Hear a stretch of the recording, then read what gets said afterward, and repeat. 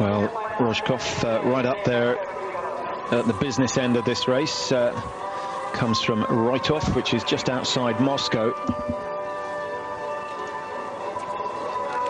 And of course, 4 wins to his name in his career so far. Egil Kjelland looking very, very comfortable up there, Mike. He's just sitting at the back of that pack, wearing bib number 8. And already his first win just a couple of days ago seems to have had an effect on the way he skis, his posture, his mannerisms. He's just oozing confidence. He is. Look at Rojkov as well, and just behind Poiré. His skis are fantastic. Number 21, Sherazov, the yellow bib being worn by Raphael Poiré. Rojkov at the back on the right-hand side, being hidden by Poiré.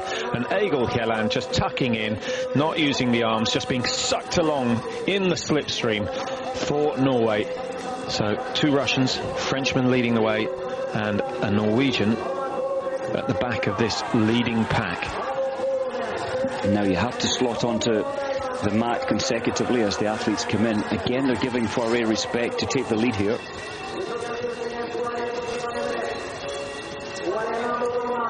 Out with the old magazine, in with the new. And Poiré once again quickest to find his position.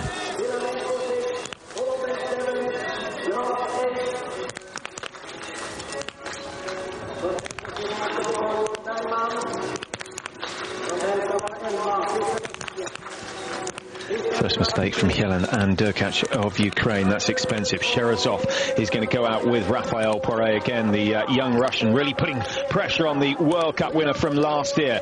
Good shoot from Rojkov again. Mike, he's gone clear and will join those 2 leaders. Kjelland breaks to the left. The leading group of 4 now down to 3, and Norway will be bitterly disappointed with that, but he's not out of it quite yet. We've still got another 2 shoots to go, both of those in the standing position.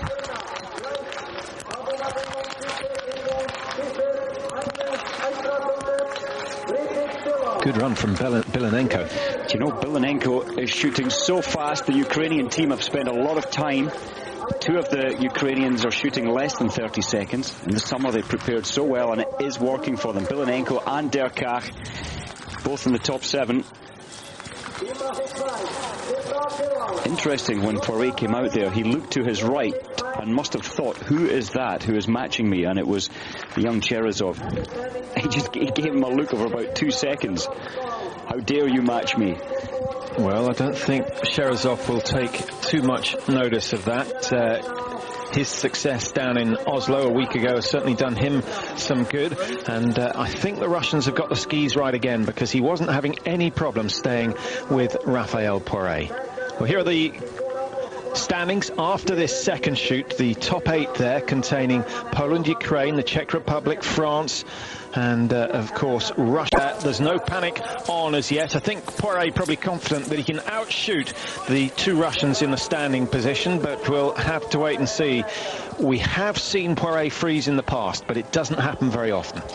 It does not. He is a master of this starting together, the Masс-start. Just looking further back down, very sad for Frode Andresen. His ski, he was given a spare ski. It must have been very slow. He lost 27 seconds in the 3 kilometers between the range and his next visit to the range. Well, that's interesting that someone of his quality still suffers if they get a bad pair of skis, and there's no way he can spend all the time on one ski. But for someone like him, the difference between a medium pair of skis and the ones that he would normally ski on is probably 30 seconds per loop. Indeed it is. Unless, I'm just thinking on the fall with Kruglov, unless he's injured himself slightly, he will want to continue this to pick up points. But it's very unusual to lose that much in 3 kilometers. And it's also very unusual to injure yourself, but one of the Russians suffering an injury last year. Well, that's right, and he's coming back, Pavel Rostoshev, out skiing with friends in Siberia, and severely, very, very badly broke his leg. And it wasn't until 24 hours later they could get a helicopter in to take him out and put it back together. And he's had a huge summer of rebuilding. But he is leading the Europa Cup, even after such a horrific setback.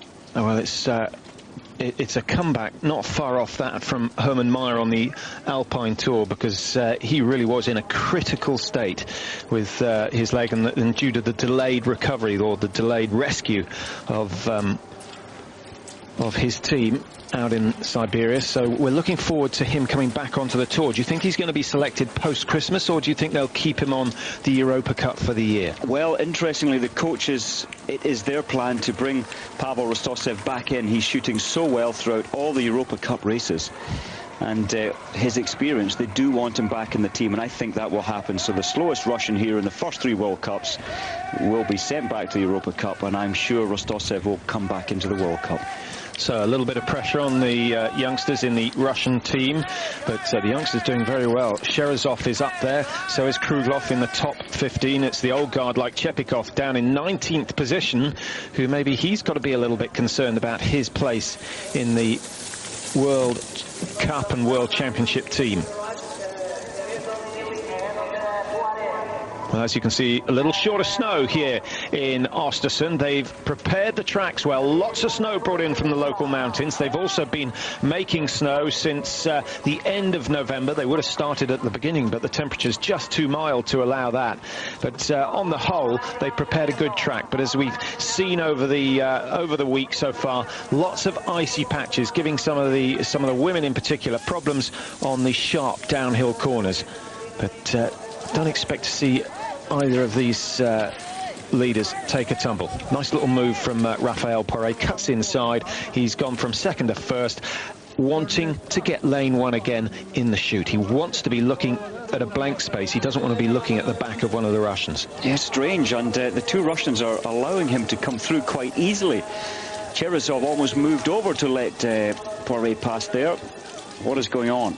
Maybe he's just Cherezov is just wanting to take the pressure off himself, slotting in second or third place as they come in to shoot for the first of the 2 stands. Well, interesting race developing further back down the field. Brisis, Sakura, Gredler. Great to see those 3 nations, and Gredler in particular, the old Austrian, got his last win back in 1997, and he had a superb year in 96 when he finished 5th in the overall World Cup. But since then, success has been a rare thing for Gredler. Talking to Gredler in Oslo, and he's still well focused. People tend to ask, oh, how can you maintain that focus for years? He says he loves it. He loves the training. He loves the competition, still enjoys traveling, and that's a big aspect. You're packing your bags, you're moving every 5 or 6 days. He's not tired of it. I think you have to consider what the other options are.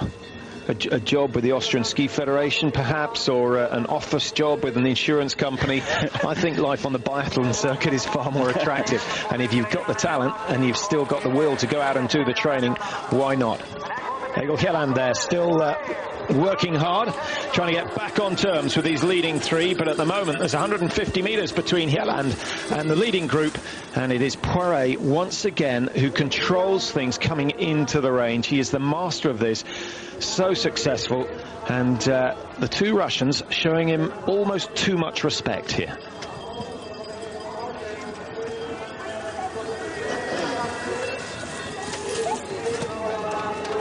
Third shoot of 4, first in the standing position.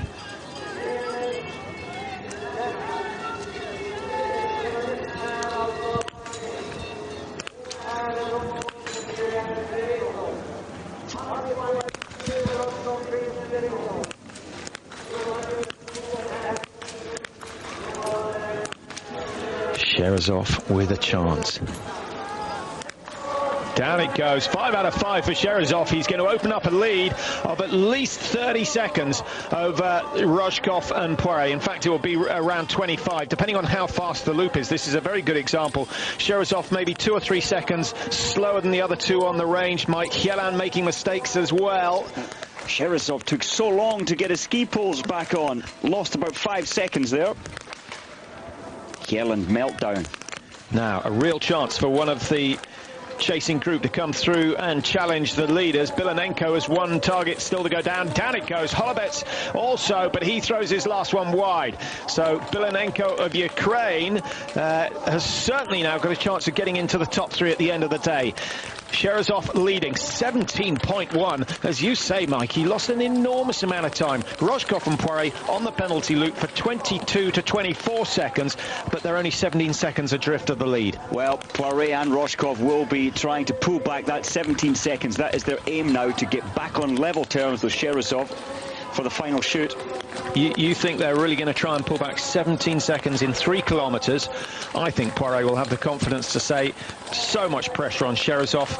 I know he went well in Oslo, but I can't believe he's going to cope with this pressure situation. Yeah, that's the great thing. There's so many formulas here. But no, when you know Poirier, you know his mindset. He wants to lead into that final shoot. 17 is a long, long way. We know Sherazov is skiing above his normal form today. He is so focused. And so it'll make a very interesting 3 kilometres. But if you look at Sherazov's form on the skis, he's very relaxed.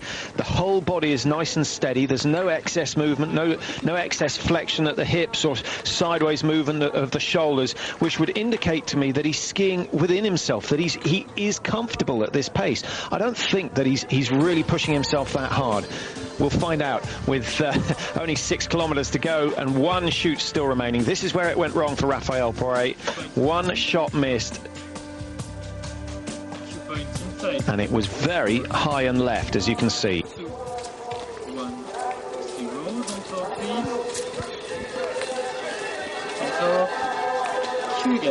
Just 1 shoot to go. 17 seconds separating first and second position. Sherazov of Russia heading possibly towards his first ever World Cup win. Raphael Poirier not wanting to lose a mass start at any stage of his career. He's already won 4, and as I mentioned, 4 World Championship titles. He is quite astonishing when it comes to the mass start event, and this is an event I'd like to see more on the World Cup. I know you feel it's a little bit elitist, Mike, but it's such good entertainment. It is great entertainment. Possibly we could have 2 mass starts, so a B race and the World Cup elite race, because it's a lot of resources to only race 30 of the best. Remember, there's 120 biathletes being out here in Sweden. If you were going to do that, how would you give out the points?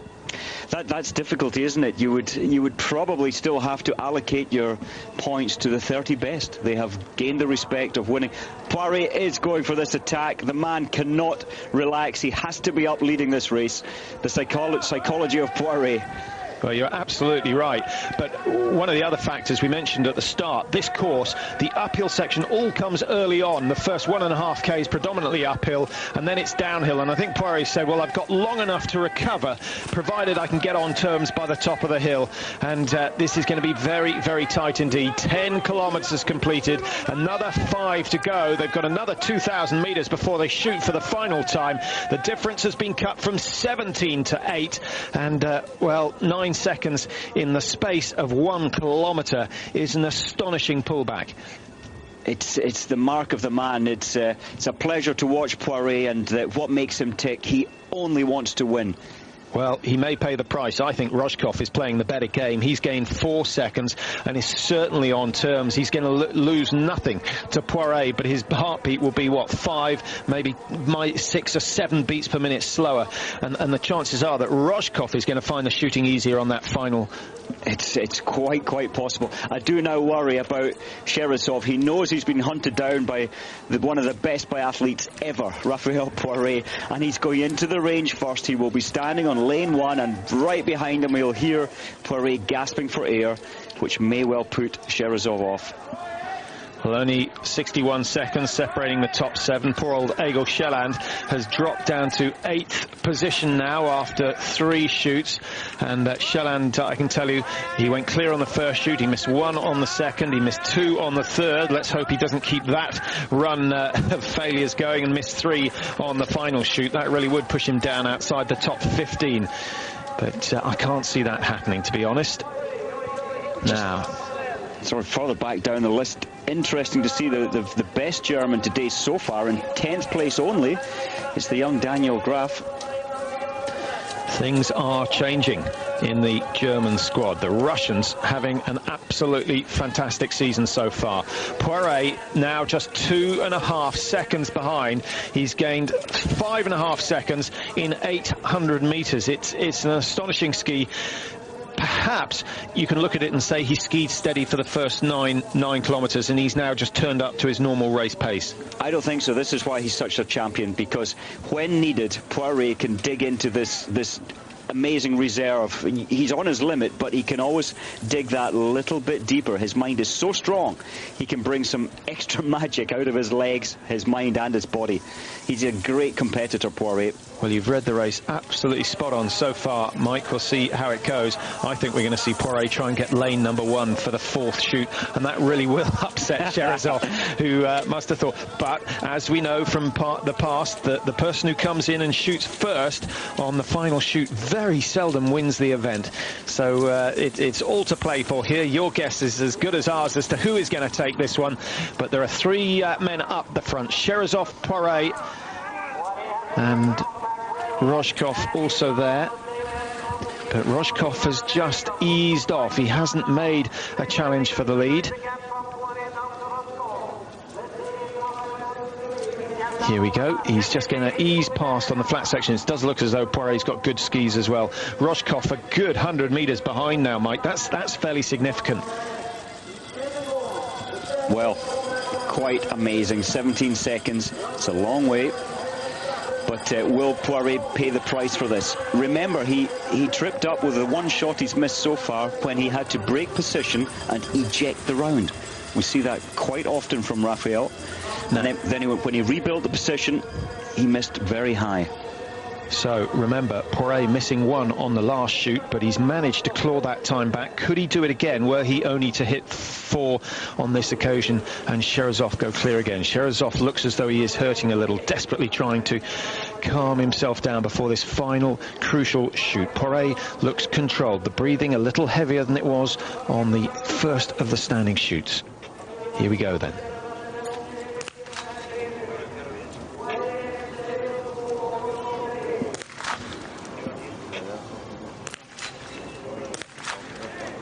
That's a miss for Sherazov. Advantage Poiré.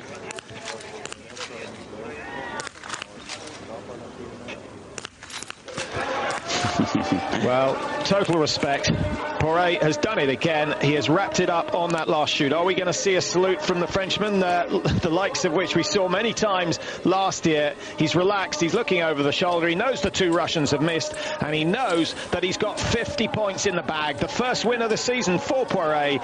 He will go into the Christmas break full of confidence now that he can wrap up the overall title yet again and make it 5 times that he's won the Crystal Globe. Long way to go before that happens, but that really was a devastating performance. I think it is safe to say that Raphael Poiré is brilliant. To do what he did there is total respect from everybody watching here. What an amazing effort. 28 seconds separating the top 3. Great battle going on for 4th, 5th and 6th position, with the likes of Poland, Ukraine, the Czech Republic, Norway, France all in there with a chance. Mistakes from Bilinenko and Sikora. Chepikov also missed, but 1 more target still to go down. Holobets has missed 1. Hieland, Ekov, the whole lot missing targets. The pressure really showing on the chasing group. And who's going to come out on top? I think Bilinenko's got a chance of getting 4th here today. He's going to have to outski Thomas Sikora, who is there as well, but the whole lot of them turning left. Extraordinary sight. And we could have a little bit of a problem as they feed their way back onto the course, Mike. Sven Fischer has amazingly come through from 15th right up to 4th, and that was due to fast shooting and accurate shooting. Well, that is just what Sven Fischer needed, because of course he was the early season leader in the World Cup standings, lost that to Poiré when he had a couple of poor results here in Östersund. But I was checking Fischer and Poiré's scores out, Mike, and if we applied the cross-country score of 100 points, 80-60 for the top 3, then the difference would just be 12 points between the 2 of them, with Poiré still having an advantage. As it is now, there's over 60 points between Poiré and Fischer. What does that say about the biathlon scoring system? Yeah, I think, as you say, in the cross-country, they give a lot of respect for a win, which I think is the right way to do it. To win these races is tough, and that is a great indication of how it could be here in biathlon, and I think maybe they should have a look at this and award 100 points to a win. That's interesting. We would be interested to know your views. My personal view is that because there is a little more luck involved in biathlon, with the wind conditions, obviously the ski, your start position, I think it's probably better not to put so much importance on a win and respect people who get consistent results. Because you look at Poiré, he may not win every day because a puff of wind may blow one shot off, but he's there. He's been in the top 5 in every race this season, and surely that is what you're rewarding. And there's a valid point in there as well, as we see Roshkov passing the struggling Sherzov. Sherzov puts so much into his second and third loops. Effort on the track. But Raphael will be delighted with his 50 points today, which is as they have it in IBU for a victory. Well, just take a moment to admire and learn from his style, his technique. Look how well balanced he is on the skis. Minimal movement of the upper body, the hips facing down the track, no rotation there. And it's a lovely fluid movement, just like the old steam trains, the way his legs work. He is a master on both the skis and squeezing the trigger when his sight picture is exactly on. Roshkov is not letting this go easy. He wants to take first place, or is he just trying to kill off the younger Sherzov? I think he's trying to kill off Sherzov, and now you can see that Sherzov is tired. The shoulders dropping down almost to hip level on every double poling action, whereas in the first 3 legs he had it under control. I think that effort on the third leg really has cost him the race here today. But a top 3 for Sherzov. He didn't manage it in Norway, pushed down a 4th, having led after the final shoot. So he's had 2 disappointing finishes to the race, but he's a young man, and I think in the seasons to come, the likes of Sherzov and Kruglov are certainly going to be competing for the overall title. Maybe 2006 a bit too early. 2007 though could be their time, or maybe they've just got to wait for Poiré and Bjorndalen to hang up their skis. No, they will be great. Interestingly, Rico Gross, who was in 28th position after the first prone shoot, he's hit 15 out of 15 since then and moved from 28th up to 11th. May well move up into 10th if he can pass Purunen, who shoots so fast now.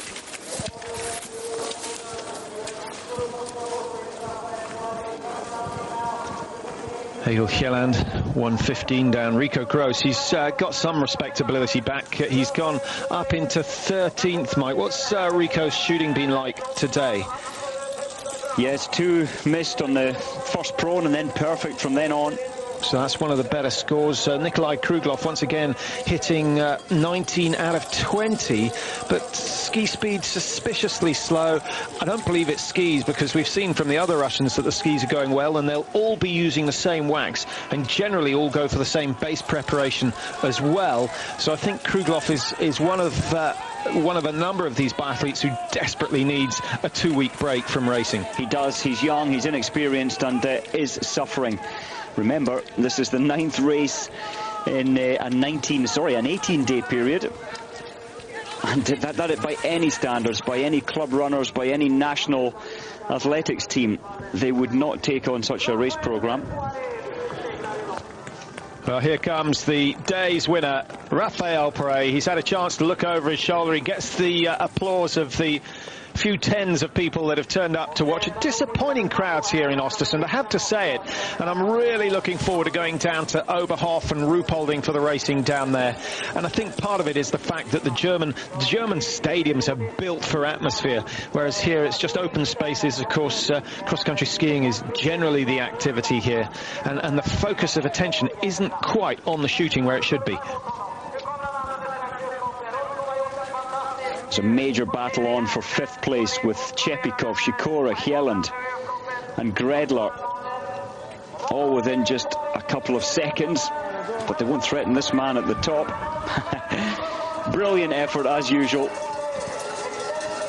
Well, these are the great moments. This is what keeps you going. The odd victory here and there keeps them